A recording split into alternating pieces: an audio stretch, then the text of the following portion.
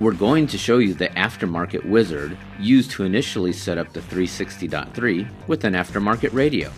That is, a radio not supplied with the vehicle when purchased. Since we have an aftermarket radio, we'll be using RCA patch cables. First, we connect the RCAs from the source unit to the front and rear inputs. Then, connect the power harness. The Wizard, which we'll show later, will help us configure the summing logic that will drive all channels of the 3Sixty3. Finally, connect the squared end of the USB cable to the signal processor. Double-click the 3Sixty3 icon to initialize the software user interface. A prompt will show that the processor is currently not connected. Now, plug in the rectangular end of the USB cable into the USB connector on your computer. If using a virtual machine like Parallels, be sure to specify the USB connection to the Windows operating system. Once the processor is recognized, the DSP settings will be read and the prompts will disappear. To start the Setup Wizard, go to Device, Configuration. Under Source Interface, select the low-level RCA inputs. This will load the Aftermarket Wizard. The RCA inputs will be highlighted. The processor anticipates your input signals. Since we're only using front and rear inputs, go ahead and click Disconnect All. For channel 1, we'll use the front left, and channel 2, the front right. Channel 3 will be not connected, channel 4, not connected, channel 5 will use the rear left, and channel 6, the rear right. Channel 7, not connected, and channel 8 not connected. Click Next. And now we'll assign the output channels. Again, the 3Sixty3 anticipates your connections. If you'd like to manually configure, click Disconnect All. Set channel 1 to front left full range, channel 2 to front right full range, channel 3 not connected, channel 4 not connected, channel 5 to rear left full range, channel 6 to rear right full range, channel 7 to left subwoofer, channel 8 to right subwoofer.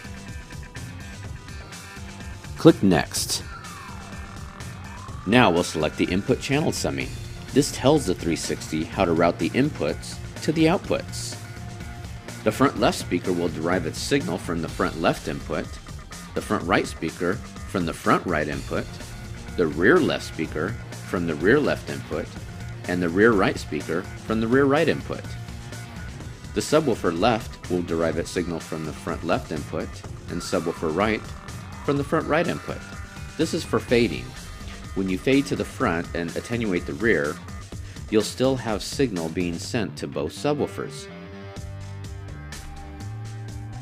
Click Next. Now we'll assign the source presets. This tells the 3Sixty3 where to save the EQ, crossover, and level for each source input. For the main input, we'll save our settings to preset 1 and preset 2, but uncheck preset 3 and preset 4. For the Bluetooth input, we'll uncheck preset 1 and preset 2, and retain the settings for preset 3 and preset 4. The auxiliary, we're going to uncheck all the presets. We're not using an auxiliary, so just click OK. Same with the optical. We're going to uncheck all the presets. Click OK. Click Next. Now for the input level setup. We're going to match the source unit's output level with the signal processor's input level. Insert the 3Sixty3 setup CD and play track 1 at maximum volume. Make sure the source unit bass and treble are set to 0 and the balance and fader are set to center. The output mutes are on, so no sound should be heard through the system. Click Next. Since our source unit was set to maximum output, the input level meters on the 3Sixty3 should be red. Slowly decrease the source unit's volume until the meters change to yellow or green. Make note of the source unit's volume control position. You've now determined the maximum undistorted output of the source unit, which will optimize the signal-to-noise ratio between the source unit and the signal processor. Click Next. The input attenuator controls now need to be adjusted. You can manually make adjustments using the sliders or click Auto Range to have the system do it for you. As the system performs calculations, it adjusts the input attenuator controls for the maximum dynamic range. Click Next. The setup is now complete.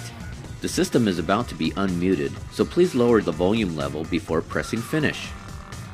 The signal processor is now reading DSP settings for all channels. This will update the graphic user interface so you can begin tuning.